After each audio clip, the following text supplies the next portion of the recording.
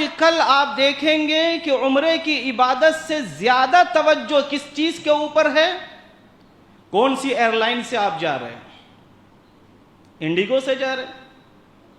شاید عمرہ قبول نہیں ہوں گا. ہم تو سعودی ایئر لائن سے جا رہے ہیں. گڈ. کون سی ہوٹل میں آپ کا قیام ہے؟ 1 کلومیٹر دور ہے، 1.5 کلومیٹر دور ہے، شاید عمرہ قبول نہ ہو. ہمارا تو ہلٹن میں قیام ہے جو 5 اسٹار ہوٹل ہے. ہمارا تو مکہ ٹاور میں قیام ہے جو بالکل حرم شریف کے اندر ہے. کھانے کا کیا انتظام ہے؟ ہمارے گروپ میں تو کھانا ایسا ہے کہ حیدرآباد کا ولیمہ بھی فیل ہے. اتنی قسم کے ڈشز ہیں ہمارے پاس، ہم کھا بھی نہیں سکتے. ہمارا بجٹ 1.5 لاکھ کا، 2 لاکھ کا، 2.5 لاکھ کا، 3 لاکھ کا، 3.5 کا، 4 لاکھ کا، اس بجٹ کا ہے. اس کے اوپر بات نہیں ہو رہی ہے کہ آپ نے عمرہ کیا، وہاں جا کر عمرہ کیسے کیا تھا. عمرہ کرنے کی نیت بھی معلوم تھی آپ کو کہ نہیں تھی؟ اب جا کر دیکھو، ایک بڑی تعداد ملے گی آپ کو اس طرح کی کہ جن کو عمرہ کرنے کی نیت بھی معلوم نہیں ہے کہ عمرے کی نیت کیسے کرنی ہے.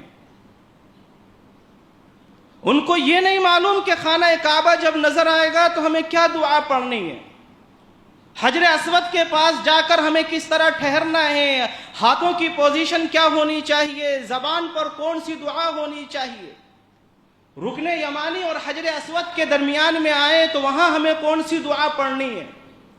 جب ہم مقام ابراہیم کے پاس جائیں تو وہاں طواف کا جو دوگانہ ادا کرنا ہے وہ کس طرح سے کرنا ہے. جب ہم صفا مروہ کے پاس جائیں تو ہم صفا کی پہاڑی پر چڑھ کر کس طرح سے کھڑے ہوں گے، کون سی دعا پڑھیں گے. مروہ کی پہاڑی پہ چڑھ کر کیا ہمارے کھڑے ہونے کی پوزیشن ہوگی اور ہم کیا دعا پڑھیں گے، یہ کچھ نہیں معلوم. وہاں پہنچ کر ہم نے کتنے عمرے کیے، وہاں پہنچ کر ہم نے کتنے طواف کیے، وہاں پہنچ کر ہم نے کتنے قرآن کریم پورا کیا، کتنے قرآن کریم ختم کیے، وہاں پہنچ کر ہم نے اپنے حبیب صلی اللہ علیہ وسلم پر کتنے لاکھ درود بھیجے. یہ ٹاپک موضوع بنتا ہی نہیں. تذکرہ اور فخر اور پراؤڈ کس پر ہے کہ ہمارا قیام مکہ ٹاور میں تھا. پراؤڈ اس پر ہے کہ ہمارا قیام فلاں ہوٹل میں تھا. پراؤڈ اس پر ہے کہ ہمارے پاس کھانے کے یہ آئٹم تھے. پراؤڈ اس پر ہے کہ ہمارا ایئر لائنز یہ تھا. پراؤڈ اس پر ہے کہ ہمارا بجٹ یہ تھا.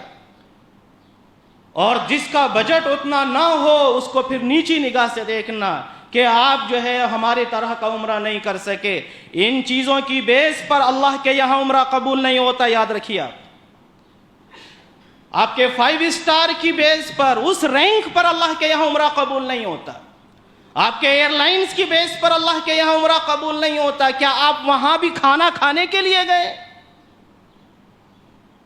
یہ جب ہم اپنے حیدرآبادی کھانا وہاں کھاتے ہیں تو پھر وہیں ہمیں پڑے رہنا پڑتا ہے. پھر مسجد حرام میں جا کر نماز پڑھنے کی ہمیں توفیق نہیں ملتی. کتنے وقت کی نماز ہم مسجد حرام میں اندر پہنچ کر پڑھتے ہیں. یہ چیزیں میٹر کرتی ہیں. مسجد حرام میں ہم نے کتنا ٹائم گزارا ہے اور ہوٹل میں کتنا ٹائم گزارا ہے، یہ چیز اہم ہے. لیکن اس کا کوئی تذکرہ نہیں ہے. پراؤڈلی بیان کرتے ہیں فلاں ہوٹل تھا، فلاں ایئر لائنز تھی، ایسا کھانا تھا، ایسا ٹرپ رہا ہمارا، ایسی جرنی رہی ہماری. یہ چیزوں پر جب ہم فخر کریں گے تو ہمارا جو یہ عمرہ ہوگا، اس طرح کے ایک عمرے نہیں کئی عمرے کر لیں، زندگی کبھی چینج ہونے والی نہیں ہے. کبھی زندگی نہیں چینج ہوگی. جیسے پہلے دل کی حالت تھی، کینے سے، حسد سے، بغض سے، عداوت سے، دشمنی سے، مکر سے، فریب سے، یہ دل ان چیزوں سے، ان بیماریوں سے بھرا ہوا تھا. عمرے پہ عمرہ کرنے کے باوجود اس دل کی حالت ویسے ہی رہے گی. پہلے مسجد کو نہیں آ سکتے تھے، ایمان اتنا کمزور تھا، اس کے باوجود ایسی ہی صورتحال رہے گی. پہلے رشتہ داروں کے ساتھ دشمنیاں تھی، عداوت تھی، تعلقات صحیح نہیں تھے، ابھی بھی ایسا ہی رہے گا۔ پہلے اپنی انکم کے اندر حلال و حرام کی تمیز نہیں کرتے تھے، ابھی بھی وہی صورتحال رہے گی۔ پہلے بھی اخلاق خراب تھے، عادتیں خراب تھی، ابھی بھی اخلاق اور عادتیں خراب ہیں۔ وجہ اس کی یہ ہے کہ ہم جو عمرہ کرنے جا رہے ہیں، ہماری نیت کیا ہے؟